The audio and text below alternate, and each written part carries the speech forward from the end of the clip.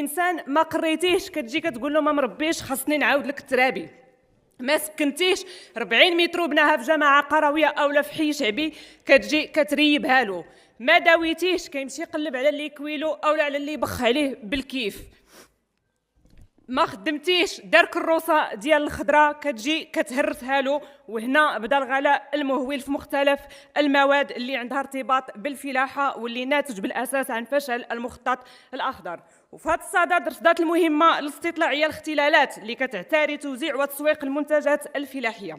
سيد الوزير، الحمد لله بلادنا حباها الله بنعمات الفوسفات، لكن كنلقاو اثمنتها مرتفعه جدا وتثقل كاهله الفلاحه الصغار والمتوسطين في الوقت اللي خاصها تباع باثمنه جد منخفضه باش نشجعوهم على الانتاج اكثر.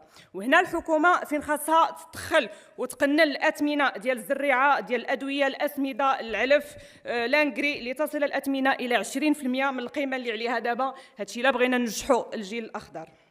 وتمكين الفلاح المغربي من المواد المرتبطة بالفلاحة بأرخص الأثمان للوصول إلى الأثمنة التي توازي الدخل الفردي للمواطن المغربي. وتصورنا واضح بخصوص ثمن البيع النهائي للمواطن. زيت الزيتون ما خصوش يتعدى 30 درهم لترو، زيت المائدة 10 دراهم، السردين 3 دراهم إلى غلا، بطاطا مطيشة فلفلة البصلة هادو مواد أساسية ما خصهاش تعدى 2 دراهم في بلادنا لأنها بلاد فلاحية طبعا.